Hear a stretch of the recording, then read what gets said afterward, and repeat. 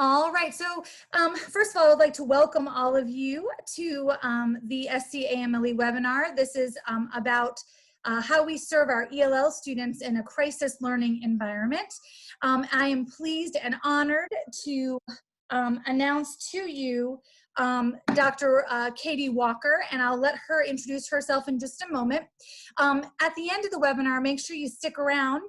We've got lots of interesting things coming up. We have several more sessions in this webinar series, as well as a sort of a giant culminating event with Jack Berkmeyer himself that you won't want to miss. So please be sure to visit our website at scamle.org for more information, and check us out on Facebook and Instagram and Twitter for all the latest stuff that's going on with SCAMLE. During this session, if you have a question, you're welcome to go ahead and drop it into the chat box, and I will be manning the chat box during this session. So if you have any questions, again, please feel free to drop them into the chat box. And I'm going to actually, this session is a little bit different than the ones we've done so far. And so I'm going to let Dr. Walker kind of talk about how she wants the session to run, because this is really more of a think tank and more interactive session. And so I'm going to go ahead and turn it over to her, and then let her introduce herself, and then we can go ahead and get started. All right, good afternoon, everyone. Thank you so much for joining us today and for taking time out on this rainy afternoon to talk about ESL during crisis schooling. So when the SCAMLE board reached out to me and asked if I could support a session about ESL, one of the things that I thought was really important was to honor all of your voices and your experiences, because this is something that none of us have ever faced before. And I did not want to come in and try to tell you how to run your business, because you know best what's really going on with your kids and with your instruction and with your schools. So the purpose of this session today is to be very interactive. We're going to spend the first portion of the session doing a needs assessment, where I really want you guys to chime in and talk about what challenges are you facing, what is it your kids are really needing, and then we can discuss with each other ways that we can problem solve some of those issues. One of the things that I've been noticing as an ESL professional as we've been going through this experience is that a lot of the information, a lot of the webinars coming out, for example, from the Office of OELA and IDEA, has really focused on things like how do we feed our students, and how do we provide access to internet, and how do we provide devices, and all of those things are really important. But I feel like for teachers, while those things are really important, once we've gotten those basic crisis learning needs met, then what? And so it's that then what piece that I really would like to focus on today and talk about. Once we've gotten those basic needs fulfilled, what do we do? What is part of best instruction in these new times? Do you have any questions before we get the ball rolling?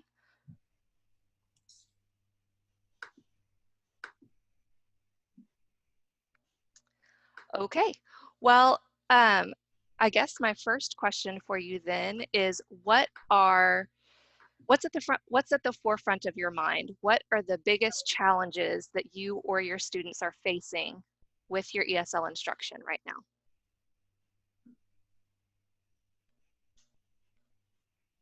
Can you hear me? I can. Okay. I think our biggest thing is getting the students to do the work that we assign. We're sending out choice boards and requiring them to do 2 activities per week and turn them in. And, you know, we're dealing with, well, K through 2, we sent the sheets home, and 3 through 5, that we've assigned them in Google Classroom and sent them home, and sent multiple messages and to parents and students, and we can't seem to express the importance of them completing the work, you know, and they're not, you know, in many cases, they're not even completing it for the classroom teacher's work. So What does that outreach look like? What, we send messages through Class Dojo. We send emails directly to the students through Google Classroom. Students, as far as from the classroom teacher end, the teachers and the administration have contacted parents. In some cases, teachers have gone to, admin's gone to homes to check on kids. And as ESOL teachers, we feel like, they've been out of school so long. The ones that are less proficient are going to backslide because they've been out of school so long, that to reach out. And, the kids are still not, I have a handful of kids that will periodically submit work. It's not on a consistent basis.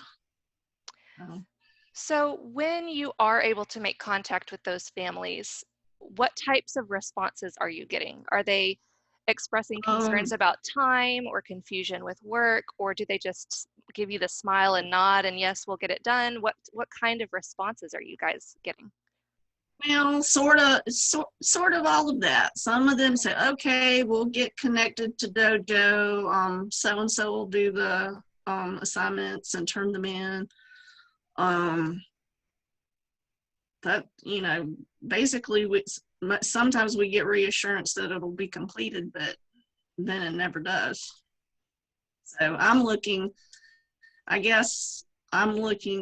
for ideas of better ways to express to the students the importance of what we give them to do, because I think some of them are not doing work for the classroom teachers, but then some are, and the other ESOL teacher and I are in all the Google Classrooms, so we know when all these students turn work in, but it's always, if they turn work in, it's the classroom teacher's work. It's never what we assign them to do. How are your classes structured? Is the ESL class a standalone class with its own assignments? We are part of each teacher's class. So we go into Google Classroom and create our assignments from there. Okay, so it's kind of like a digital push-in model? Yes, for 3 through 5. Okay. I can say that one of the things, so there are 2 districts that have been held up as examples of excellence during this time. The primary district is San Antonio ISD in Texas, and the other one is in Chicago. But the types of things that they are talking about is very similar to the type of things you're talking about as far as engagement. How do we get the kids to do the work? And one of the things that they're reporting really struggling with is that they are getting responses from parents that they understand the importance of the work, and yes, we're going to make sure our students do the work. But the reality is they have limited internet access. I saw somebody in the chat commenting about internet access being a difficulty. They may have internet, but they may not have a good signal or a consistent signal. But in reality, a lot of these kids are picking up babysitting duties or are picking up work because maybe a parent has lost a job. And I know some of our middle schoolers may not be quite old enough to legally work, but there is still some of that going on. And so I think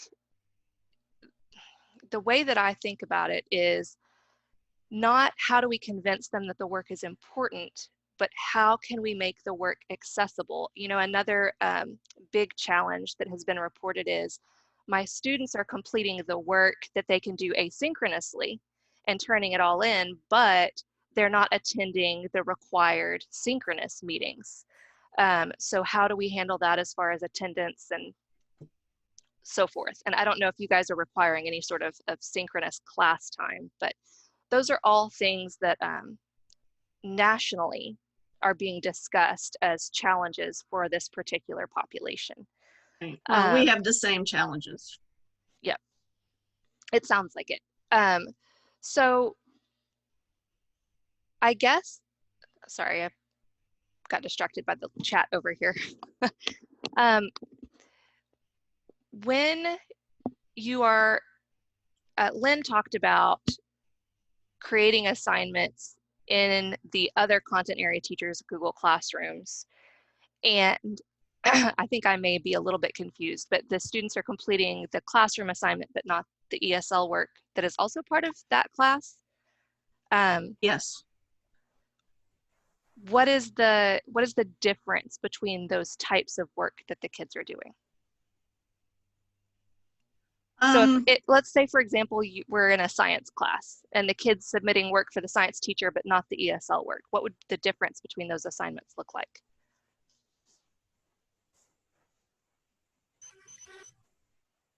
I'm sorry, I'm having audio problem. Can you say that again? Yes. So for example, in a science classroom, if a student is submitting assignments for the science teacher, you still can't hear me. I'm gonna chat it. I'm having internet connection problem. I'm putting it in the chat, Lynn.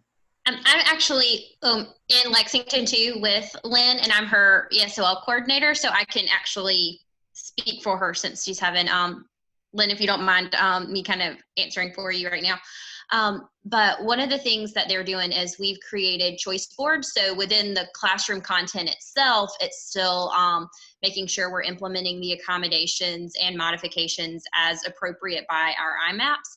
And then we've got choice boards to support language acquisition and then family engagement. And so we're using the Google Classroom for 3-5 and then 6-8, so that where we have those more push in and like shorter period pull out programs to make sure that it's another means of getting the or another avenue to make sure those resources are available to the student. So not specifically tied to necessarily the science content per se, as you said, but using that platform, if that makes sense. Okay, that does make sense. So would you say that the students are viewing the ESL work as extra work? We've got several of our teachers on here, so I'm going to let them speak into the way we have it structured. I could see that as a possibility, certainly. I don't want to necessarily speak for them, but we have it structured similarly to what we would do with if we were doing resource work, or if we were having a related art schedule where we have those, where we have choice boards set up for those as well, and they have 2 activities per week that we're asking them to participate in. That would be tied to a real world activity, but still working with each of the language domains. Okay. Yeah, and just a reminder, please, you guys feel free to jump in. This is meant to be interactive and a dialogue. And so where I'm going to be leading you here is once we get an idea of what challenges we're facing, we're all going to be discussing how are we handling it and what are some possible solutions. So please feel free to jump in.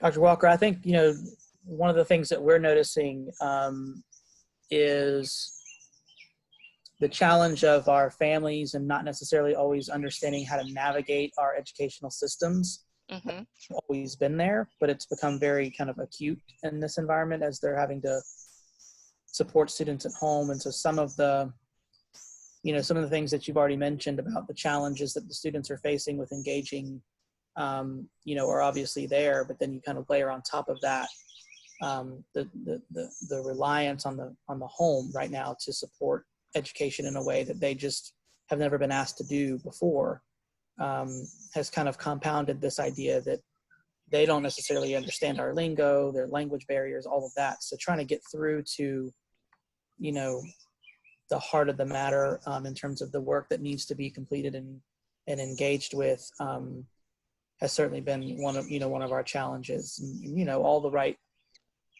ESOL supports and the teachers are reaching out and trying to talk the parents through it. But, that's one of those things that kind of is a sleeping giant always, and now it's just kind of really right there in front of us. Okay, that's a great point. Thank you for sharing, Jeff. So I think the very, very best thing you can do, both for yourself as the educator and for your ESOL families, is to connect with that ESOL parent that you have on campus that you've got a good relationship with, that has been here for a little while, has been in the system for a while, and does understand the process, and work with that parent to become a liaison between the campus and those other ESL families that really are struggling. Both in my own practice as an ESOL teacher and in the research, what we know is that if you can have that trusted community member, it makes a huge impact on engagement from your ESL community as a whole. So I would say, see if you can read, if you've got that person, or if you have somebody at a nearby campus that has that person that you can kind of come together on. See if you can pull that parent in and work with them on possibly doing this type of like a Q&A or frequently asked questions webinar specifically for their ESL parents. And, you know, I don't want to speak, I think it was Jennifer that was talking a minute ago, I don't want to speak for your districts because I know every district funding is a little bit different, but reach out to your districts too and ask them if there's funding available to have translators available for those sessions, so that you, if you have families attending, then, sorry, if you have families attending that speak different languages, they still all have access. You may decide that that would look better in smaller sessions that are language specific, or you might want to do some breakout rooms, but it would make a huge difference to you and to your teachers if you guys didn't have to be the ones doing all of the work. If you could really partner, that would be a huge help. And it really, I don't know what it is about it exactly, but if you can find that one right person, the trust level just shoots through the roof. I worked with an elementary school that had that person, and she knew that a lot of the mothers in the community were interested in learning how to do some basic sewing. And so they picked a time to meet together initially over, you know, in person before coronavirus hit. And then they started meeting via Zoom meetings. And those casual conversations gave that liaison a way into coaching those parents on how do they navigate these different systems. So she approached them with something that felt very comfortable, but her specific strategy was to talk to them in each of those sessions about things that were happening with school and how to be engaged. And it was a huge success for that campus. What other things are you guys? Walker, I think, oh, sorry about that. Oh, go ahead, Sarah. You know, it's interesting. I think you bring up a good point, is that with our ESL students, we can't approach the academics head on, and we can't do that with their parents head on either. There are so many different facets to an academic program, and it's so overwhelming that it's very difficult for them to see even where to begin. And so it was interesting. Maria posted something in the chat that I think might be interesting for us to look at. She said, many of my ESOL newcomer students are only doing the work in my Google Classroom. They aren't attempting any other work. And I think that is really interesting, and I would love to hear your take on that, Dr. Walker. I think that's a really good point. And I think if you know that they're only completing the work in your Google Classroom, I think an easy solution is pull in those assignments that they need to be doing in the other content area courses into your ESL classroom. So it looks like that's the work that they're doing.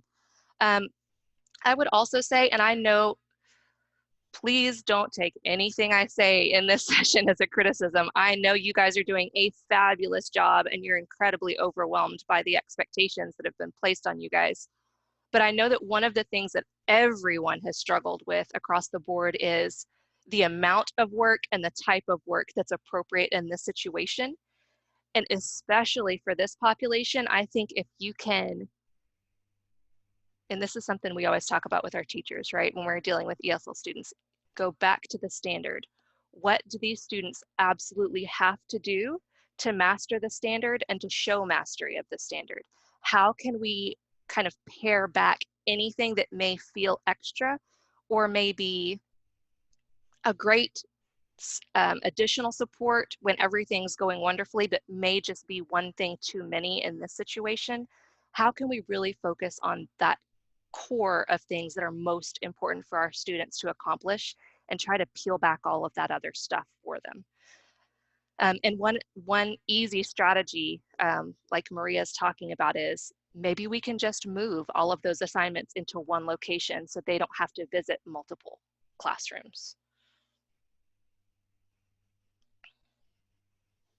Dr. Walker, one thing that I know was a big takeaway when I finished your course a couple weeks ago was literacy in their L1. And I know a lot of these kids, especially the newcomers, and my audio wasn't working, so I signed in late. So if any of this was already said, please correct me. But even just having them read or spend time with their family speaking anything that builds literacy in that L1 is going to be just as important as their English proficiency. And so some of my kids for e-learning, they very low level, and so they were really struggling with the normal assignments. And so I worked with the teacher and created alternate assignments in Spanish for them. And immediately the kids started doing those and have been very engaged. And even in our IEP meetings this year, I have brought up the point about building their literacy in that L1. I had parents asking, like, you know, what can I do to help my child? Like, I don't speak English, so how do I help them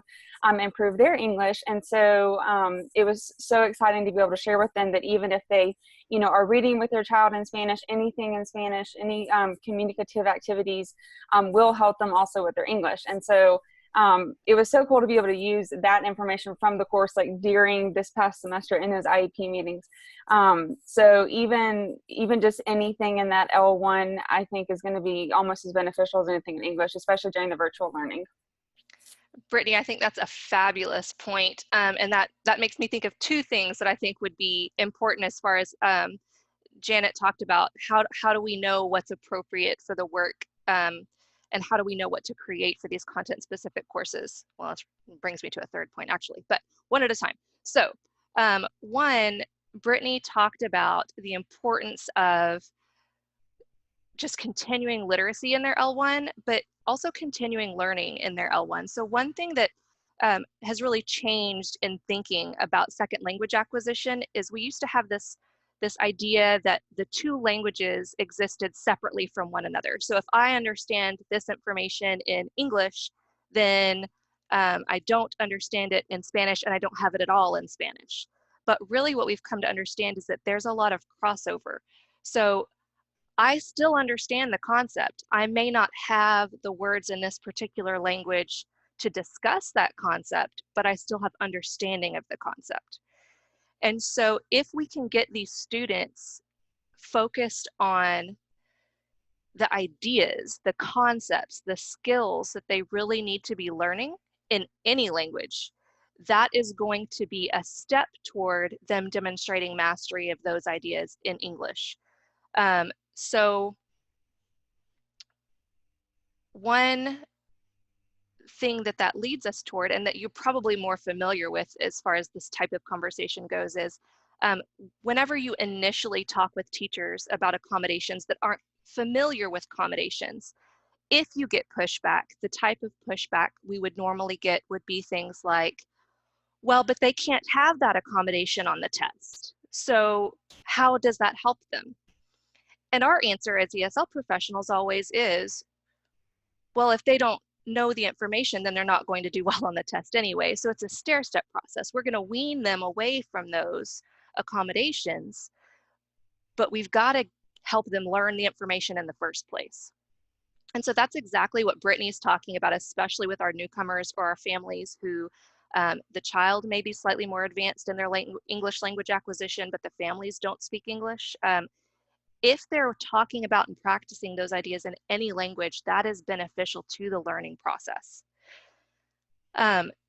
If we're talking about literacy specifically, you often see in the early grades a lot of encouragement for non-English speaking families to use wordless picture books with their children at home. So whenever you're going to read at bedtime, read to your child in your native language, or read a wordless picture book and make up your own stories.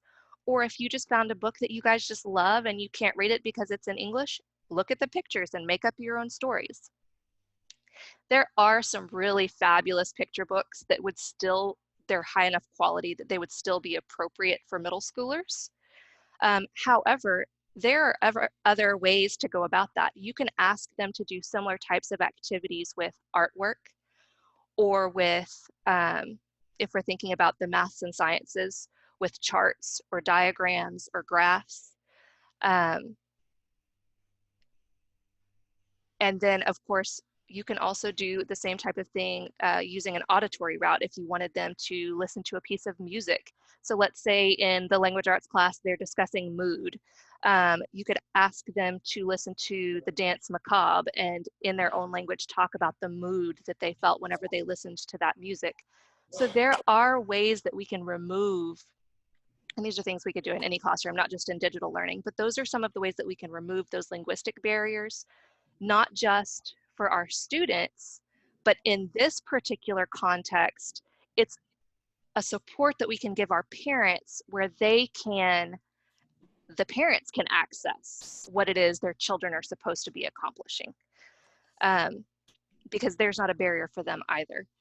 But I still think, we can talk as much as you want about different instructional strategies that can really be supportive for families working with kids that aren't fluent in English. But I still think your main challenge that I'm hearing is, how do we get them engaged? And you've got to start by getting that liaison to get your parents onboarded. And once you get them onboarded, you can start slipping them these supports that don't have those linguistic barriers in place. And also thinking about time. Somebody in the chat said, we're not doing synchronous learning, but I know that my students are going to work with their parents. And who knows how many kids those parents have. So trying to make sure that the work that we're providing isn't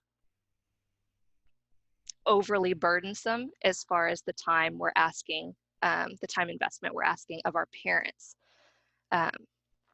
And I know that's a difficult balance. What other things are you guys doing or trying that are either were a great success, or maybe you're not working at all? What ideas do you have for each other? Talking points has really helped me connect with my parents without using a translator. What is Talking Points? Can you tell us about that? Talking Points is an app you can put on your phone, and it will, you write a message in your phone in English, and when you set it up, you set up each student for the language that their home language. So I would say, hi guys, happy Monday, how are you? And it will send a message in their language to them. They respond in their language, but it comes to me in English.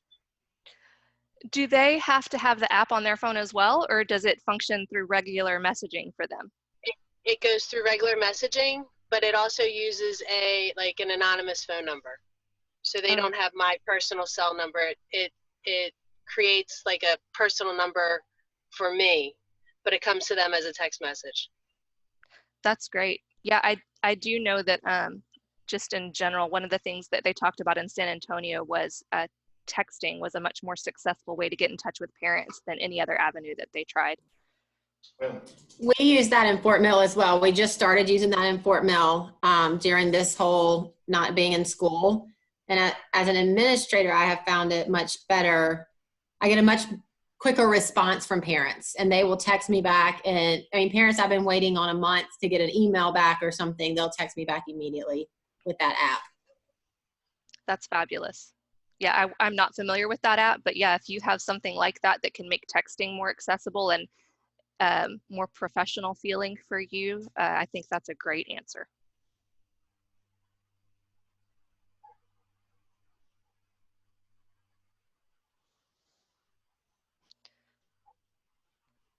What other thoughts or ideas do you have about instruction or parent engagement? Hey, Dr. Walker, I have a quick question. Yes. Do you find that teachers are accommodating generally for the composite score, for example, if a kid scores level 1 on WIDA, or are they looking at those finer points, like how is a kid performing in speaking, how is a kid performing in listening and reading and writing? Sometimes when I'm working with teachers in my district, they don't really know how to accommodate for the skill, because I'm wondering if they're looking at the big score and not where the kid is in each of those areas. So in my practice, they accommodate for each score. And the way that we went about that as the ESL leads was we created what was essentially an IEP, but language specific for our students. We called it their language profile. And so it was an Excel spreadsheet, and it would have the students' listening proficiency score, and the block would explain at this proficiency level, the child can be expected to exhibit these types of behaviors. And then in the box next to it was at this proficiency level for listening, here are some of the things that teachers can do to accommodate. And so it was a really quick and easy look for them. And I'm actually going to pull up, we based it on, this is, are you familiar with John Seidlitz? Probably not. He's more popular in Texas. Hello? I'm not, no. Nope, okay. Sorry, I thought I clicked out of the meeting.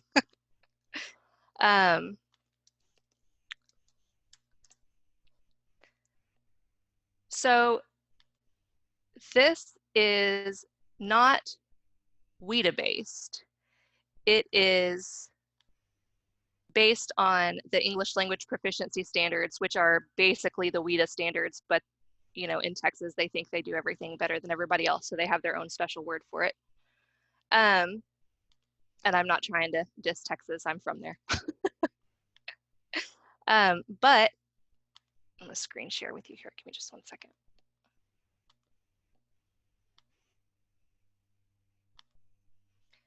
I think Bernadette, So I think Bernadette, before you share this, I just wanted to, people in, or a lot of folks have those can-do descriptors.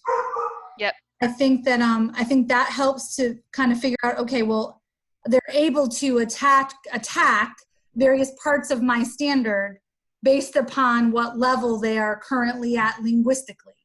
And I think that, I think those can-do descriptors are your best friend right now when you're trying to make adaptations to your curriculum and your delivery. And Shayla just asked, are folks using the can-dos? And I sure heck hope they are. That's all I have to say. That I think that just, like, based on what you're about to show here, I think that that's a valuable resource. I think people ought to understand how to use it and use it. Yes, and Sarah's exactly right. This is essentially the can-do descriptors, but they are a little, the struggle that I see teachers having with can-do descriptors is that they're a little wordy. I kind of compare it to the Fountas and Pinnell books. The Fountas and Pinnell books are, in my mind, the very best resource that there is for reading instruction.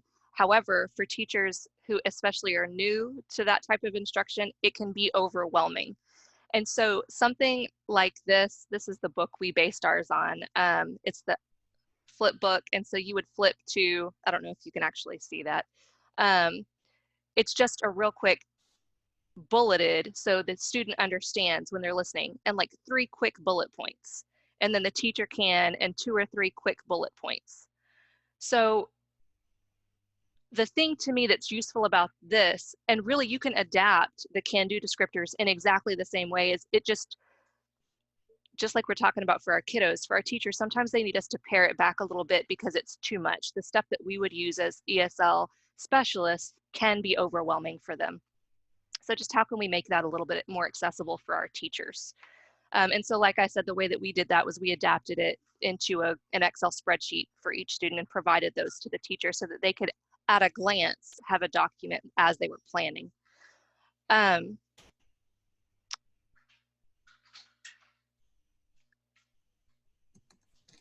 Can we, There was another question, but I forgot what you guys asked me. Can we shift the conversation a little bit to looking at specific instructional strategies that what we might be able to put in place?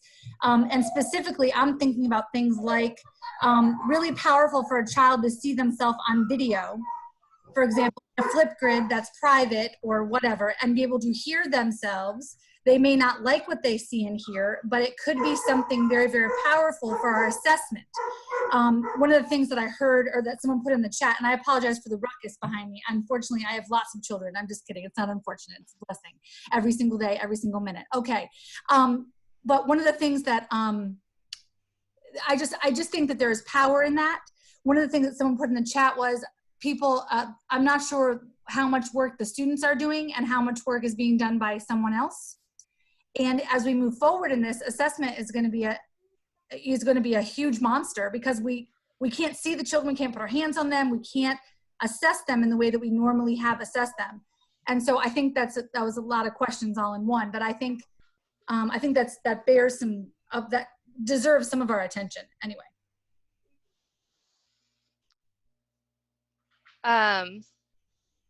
All right, Sarah, so let me clarify what you're asking. You're asking about specific instructional strategies that can be used right now, but specifically about how we can assess students? Yes, I think we need to consider the lots of alternatives to assessment, the alternative ways to assess, because we can't be with them. And I think there's value add in things like Flipgrid and being able for them to be able to see themselves and us to be able to see them. And even though that may be uncomfortable and difficult, I think we need to look at different ways. And what are your thoughts on that in terms of, because a lot of people are saying, well, they don't come to my live sessions. Well, they may not if they know there's going to be 25 people there, for example. And so how can we begin to shape our thinking differently, I think, around assessment with this? Well, to me, the main time that you would want a video for assessment would be if you're trying to assess speaking and listening, which, I mean, we do that for our ELLs. But whenever I'm thinking about assessment for ELs, especially if we're talking about classroom assessment, not the standardized stuff that we do for WIDA or for all of those types of things, but just regular formative and summative assessments. The most important thing for me is that all of the team of teachers that support that student really drill down to what the standard is asking. You know, the good thing about learning standards is that they spiral. And so that really is helpful when we think about students at different English language proficiency levels. So you may have a standard that says something like, well, let me back up. You may have a scope and sequence that says, we are going to read The Outsiders, and the students are going to do a comprehensive analysis of this fictional text. Or they're going to do a media comparison between the text and the movie or the play. Those are great instructional suggestions in our curriculum, but what does the standard really want the student to be able to do? Is The Outsiders really a part of that standard? No, it's not. It really wants the students to be able to analyze a text. So how can we provide a text to, let's say, our newcomers who are at a beginning level of reading proficiency that our students can analyze? And so depending on where your student is, you could select different types of texts. Maybe if it's a student that's at the intermediate or maybe edging into advanced levels, maybe we just need to provide them with an audio text or an audio text that has some visuals attached. There are lots of those available online. And then, you know, if we think about our beginners, they may need to have a picture book, or like I said, a wordless picture book. We're really thinking about the elements of story when we're talking about comprehending a text. So is there a way that they can, maybe in their own language, provide an example?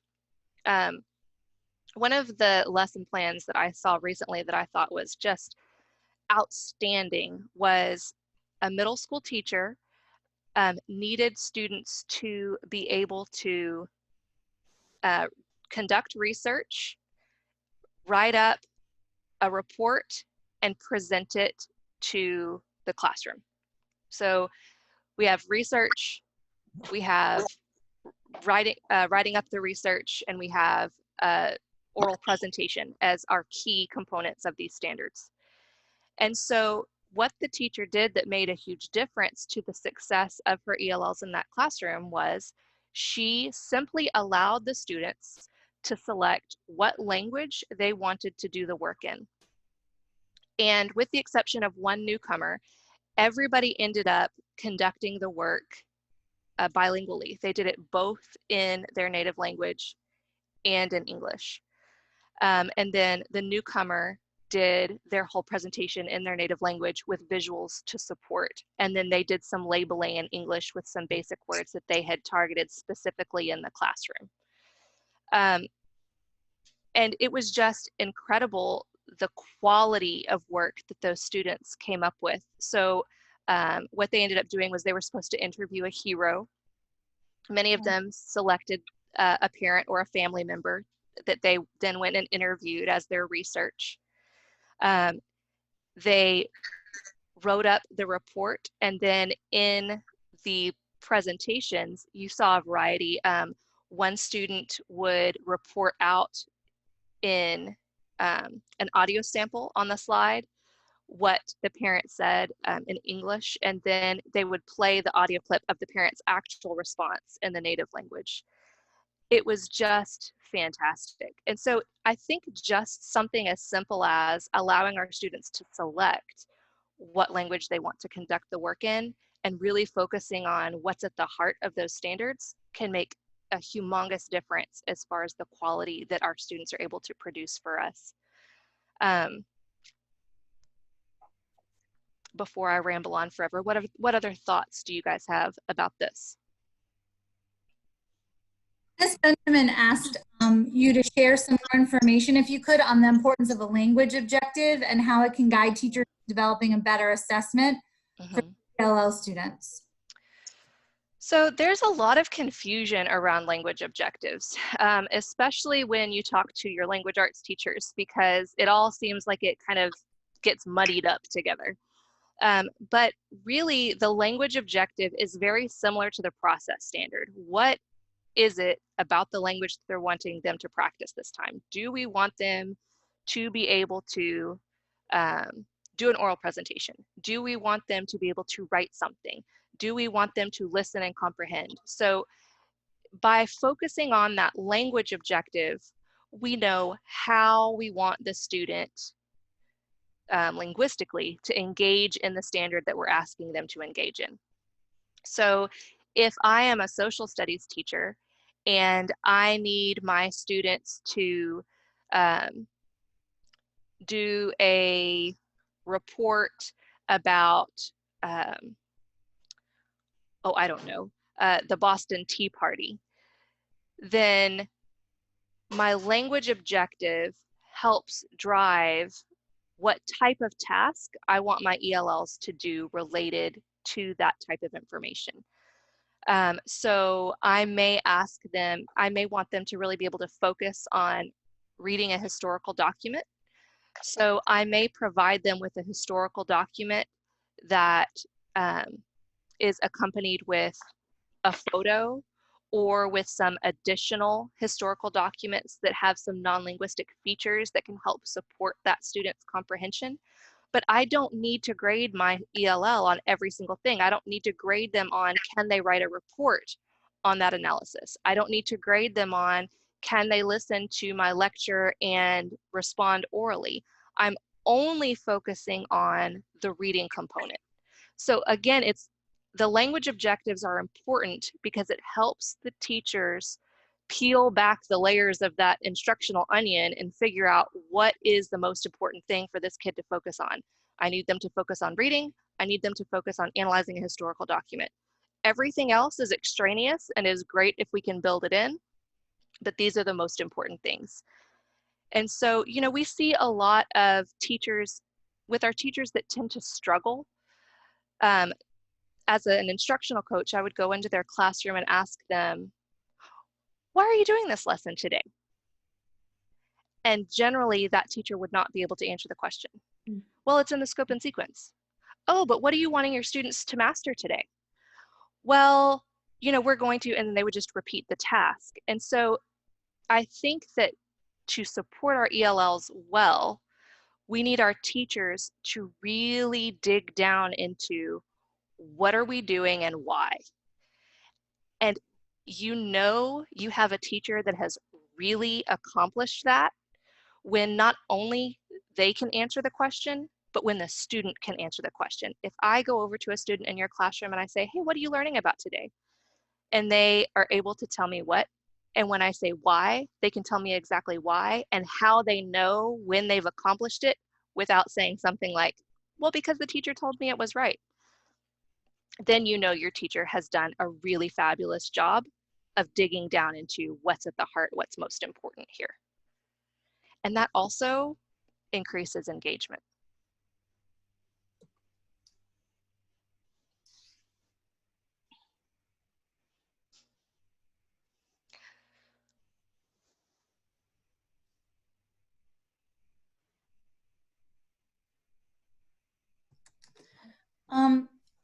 One pondering that I had, one of the things that we've been talking a lot about in our district is this idea that, you know, short sprints, short activities win this race. When you're talking about sort of this e-learning, virtual environment, et cetera. How is that even more important for our ELL students? That's a fabulous question. So do you guys use the RTI process on your campuses? I know many down here don't. So I mean, I don't mean that as a trick question. I just am using it as a point of reference. Okay. I see a couple people in the chat say yes. Yes, so yes. I think about what Sarah's talking about through the context of RTI. And, you know, many people, originally, RTI stood for response to intervention. The more current translation of that would be response to instruction. And to me, that's the more helpful definition, or the more helpful way to think about it. And when we're thinking about helping any students that struggle, but particularly ELLs, it is a step-by-step process. And so we need to look at, when we're goal setting, this week, what do I want my student to accomplish? And how will I know when they've accomplished it? And I need some sort of formative assessment. It could be as simple as, you know, in a regular classroom, a ticket out. It doesn't have, when I say simple assessment, I really mean simple assessment. That is the most important thing in moving our students forward, because they may come to us, let's say, at beginning levels across the board. But as we are moving through that beginning level of English proficiency, there are things, if you look at the can-do descriptors, there are things that they're going to accomplish. And once you start to realize, oh, they're really good at this piece, check mark. If I was grading them based on this can-do descriptor bullet point, then I would actually say they've moved to intermediate on that. So there is crossover as we're moving between levels. And so when we are thinking about ELLs and assessment, Sarah's absolutely right. It's those short sprints that are important in our thinking about instruction and assessment. How are we strategically planning for them to move up into those next levels? That's when you have success, is when they know and you know exactly where they're moving. And you should see within, you know, a 6-week period that they have accomplished. They may not have accomplished every can-do descriptor to move into the next level, but they should have accomplished some of them. So I think that's really important. And another, you know, in my practice as a coach, this always came up when we were talking about writing instruction. And the conversation we always ended up having was, you know, again, and I'm sure you're getting tired of hearing me say this, but going back to the heart of the standard. What is it they're trying to accomplish right now? We cannot grade them or assess them on every single component of writing a finished product every time. What is their goal this time? One thing. Is it punctuation? Is it periods? Terrific.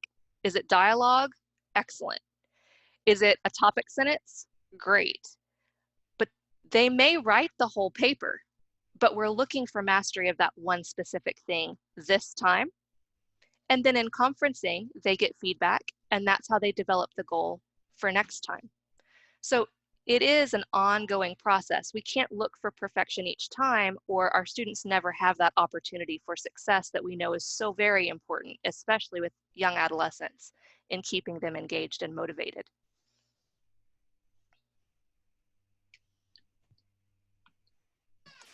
Dr. Walker, Ashley posted a really good question in the chat. She said, thinking that we may end up with some e-learning and blended learning next year, potentially. What would you say are the most crucial pieces for classroom teachers to know about making content accessible for the lowest levels of ELs? Yeah, I think that's a really good question. And so, you know, we've only got like 3 minutes left, 6 minutes. I'm going to say it again. It's really important to engage in strategic planning and to try to step away from that big picture for a minute and look at what are those small incremental goals that our students can accomplish. And I think whenever if you are the ESL specialist on your campus, thinking about how you are going to work with your teachers to support them through this time, I think that that's the thing that's most important to do with them. Engage in that exercise with your content area teachers of when they have that moment of, I'm accommodating for 5,000 different things and I don't know what I'm doing, and I've got ESL students and I've got special ed students and I've got students with 504 plans and, you know, GT plans, and oh my gosh, I don't know. It's really important in that moment to take the teachers back to what's at the heart of your standard.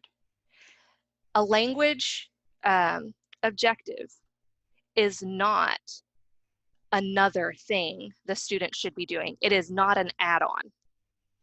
It is a process. It's how we think about it. And so if we're thinking about our lowest level of ELs, what's the most important thing in this lesson for them to take away? And how can I make that accessible to them? You know, we sometimes get stuck in what we've always done, and that's not always the best answer. It is okay to get creative and allow our students some flexibility in how they're engaging and how they're participating. And as we move to this more blended model, I think the thing that's going to be really important for teachers to think about if they're having an opportunity for face-to-face time is when they have that time, making sure that their ELs have as much opportunity as possible to engage in dialogue with native English speakers that are at their own age. So encouraging that discourse as much as possible whenever you have the opportunity, you know, moving forward in this crisis, I think will be another component that's really important for our content area teachers to keep in mind.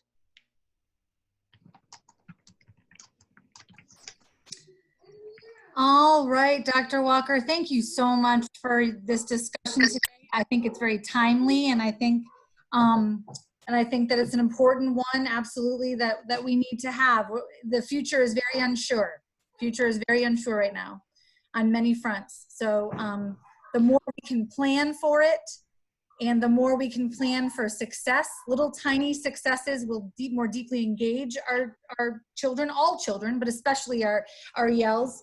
and that'll bring them, I think, closer to the table. So I think that's super important. Well, I really want to, did you want to go ahead and have any closing comments? You're welcome to them. Yes, I just want to thank everybody here for your time, for being here, for being so dedicated to supporting your English learners, that you would spend this rainy afternoon with us. I know that the work you're doing is really important and really challenging, and I want to applaud all of the wonderful things that you guys are doing. Sarah shared my contact information at the beginning of the session. She may want to share it again. I do want to say that you know, as we're walking through this process, a lot of this is kind of a trial and error situation, and we may have specific individual questions that come up, and I want to extend to you that you are welcome to contact me at any time if you have a question, or you just need some ideas, or to brainstorm, or if you want another opportunity to bring together a group of people to really talk about what's working, what's not working, and how we can best support our students. So thank you, and you should really be proud of the work that you're doing. It's been fantastic. Thank you again, Dr. Walker, so much, and thank you to SCAMLE for their support of this May Sessions webinar series.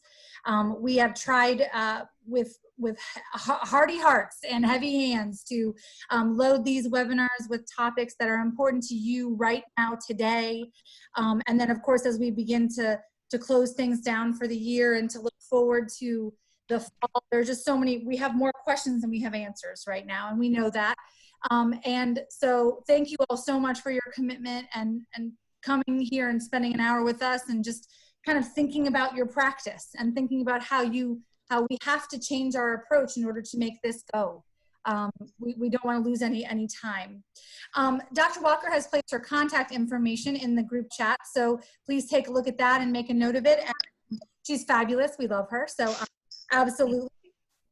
Make sure that she says don't be shy. You got to be careful with that. But y'all, you don't have to don't be shy. So she's excellent, and she's very responsive, and I'm sure she says that she's very willing to help. So so thank you very much. Also want to just again remind, there are other sessions coming up. We've got a session on Thursday that's going to be looking at some mental health stuff, which I think is at the heart of a lot of these conversations. That's Thursdays. Also, we've got, and then we have the final session in the series, of course, which is Jack Berkmeyer next Tuesday. Same bat time, same bat channel, 3:30 to 4:30, and you should definitely register at scamle.org. Thank you all so very much for this session. Have a great afternoon.